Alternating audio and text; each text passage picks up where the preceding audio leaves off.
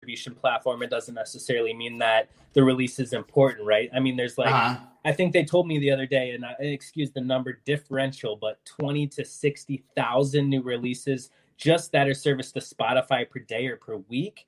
So, I mean, it comes down to, and it doesn't even mean you have to have huge marketing dollars, a huge fan base, a huge anything, but normally it's a 30-day process where you submit, why is it important? What are you doing as the label or management team? What's the plan of the band as far as, are they performing, touring, doing anything?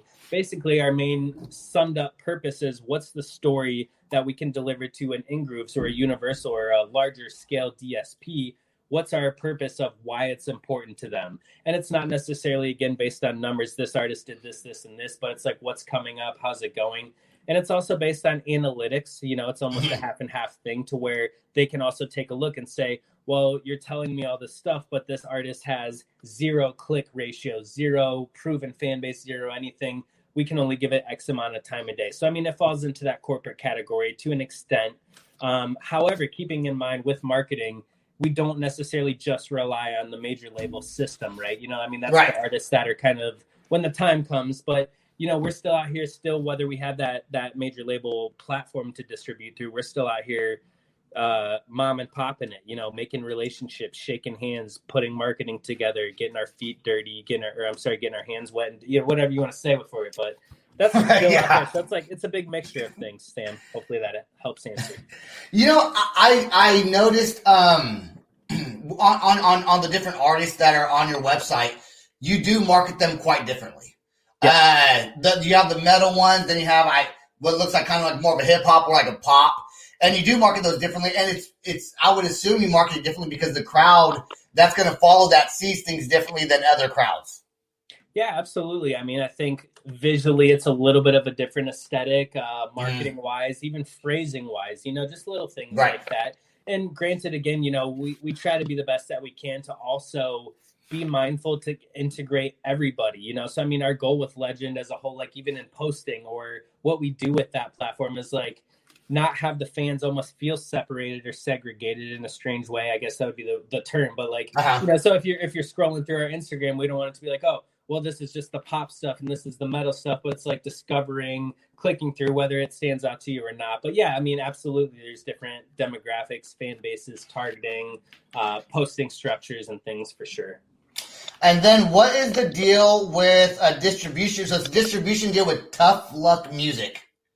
Absolutely. That's another great question. So thank you. But yeah, I mean, that's with, you know, Matthew Tybor, who's the founder and leader of the Bunny the Bear, who, you know, has had great success over the years with that project and through Victory Records as well as independently. But I mean, countless records sold, you know, globally, cut his teeth through the business, you know, growing from the bottom all the way, you know, to the top into a headlining position and situation. And he's able to understand the business side of things as far as how it works, how things go, how to help artists, how to collaborate with artists and put them into a nice regard of discovery and things like that. It's something that I look for when we're looking for new partners. You know, it's about artist discovery and collaboration together versus a me situation for a label side of things. So that's what made sense for us is, you know, Matt has a handful of great connections, bands that he discovers, artists that he works with. And the thing that stood out to me was he has that understanding from putting out 5 albums on a, you know, semi-major label with Victory, however you call it, independent major, whatever it be, but,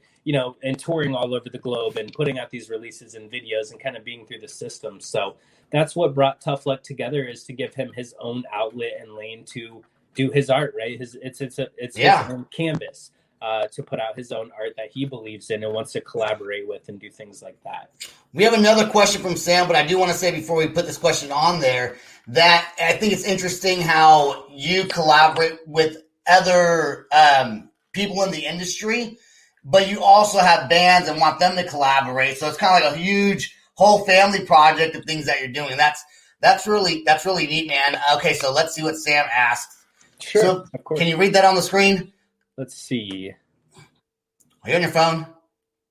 Yeah, I see that there, and that's a great point. So, I mean, I don't think it would be a band and team making everything happen, but I mean, I think, again, more per se, like, what is important, you know, is if a band's doing 23,000 streams, that's not important to a major label system. Even if a band is doing, and I'm not saying this being wrong, but like 50,000 streams, that's really half the time not important to a major label system. So it just all comes down to what is important, what do you put through, how do you plot out and plan out your marketing specs and process, really. You know, I mean, I think it's the same with anything. You know, anybody can upload through a TuneCore and put something out, but is there a hands-on, a hands-on servicing that's there, a hands-on platform? Yes and no. I mean, it's a long conversation that can, I guess, go into that. I wish I could answer more now without rambling.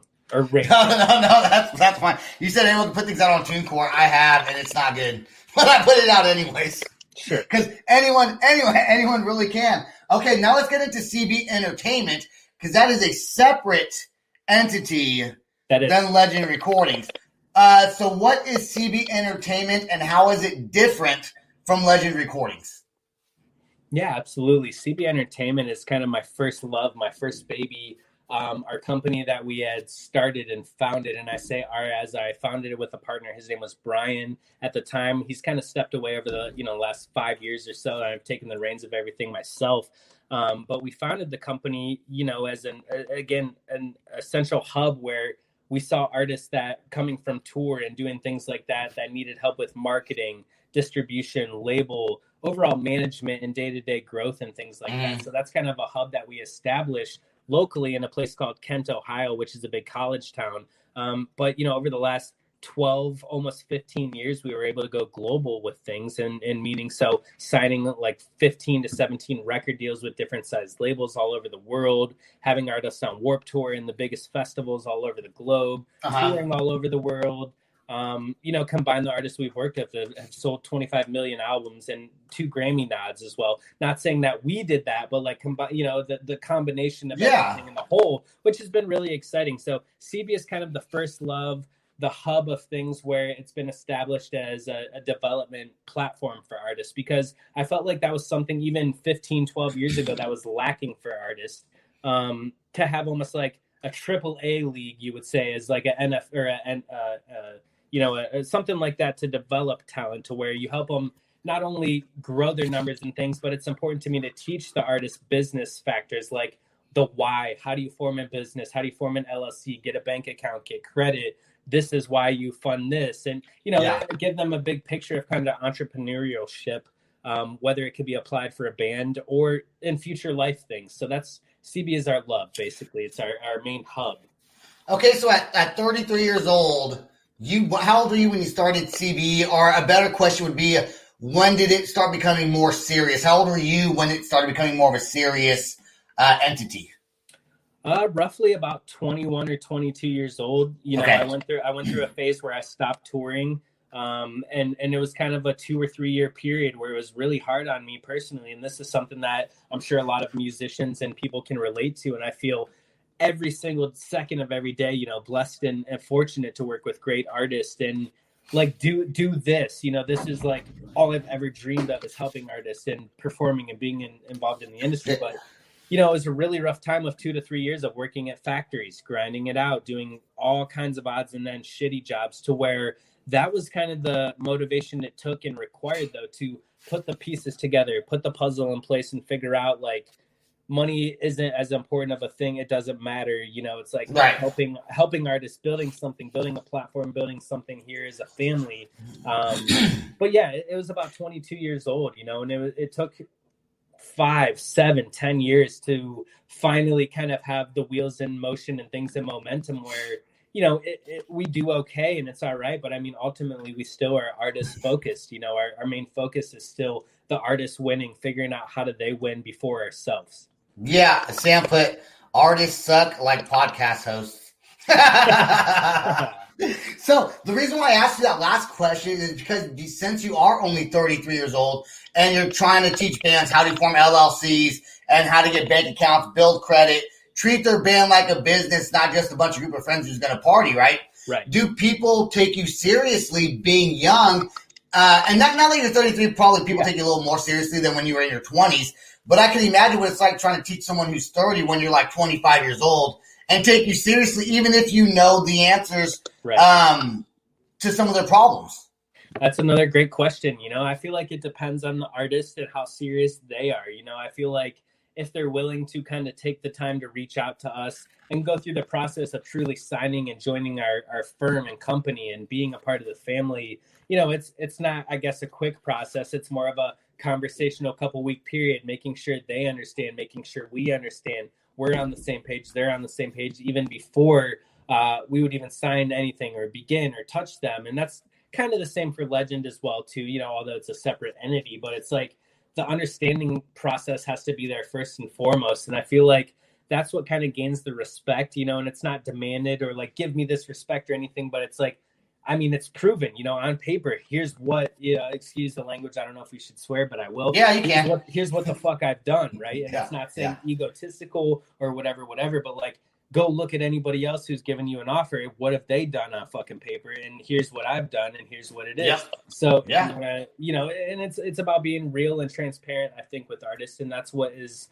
a factor, unfortunately, that misses a lot. It's a lot of, smoke blown, as it always would be, but it's always a lot of smoke blown. Like, oh, you can be on this big tour. You're going to be doing this. And I think with myself, and sometimes artists take it as a negative connotation. Like, man, he's always like, oh, tell me this, but I tell them the truth. Like, if you're on this big tour, here's where we need to be to get there. Here's what the cost could be. Here's the real factors of it. It's not just like not lying to them. Yeah, it's not a hope factor. Like, oh, I just hope someday I'm going to go open for Slipknot. It's like, here's how it really happens. So, Right. Yeah, one time some guy told me he was going to take my show and get me to meet Joe Rogan, and I immediately kind of like walked away from that conversation.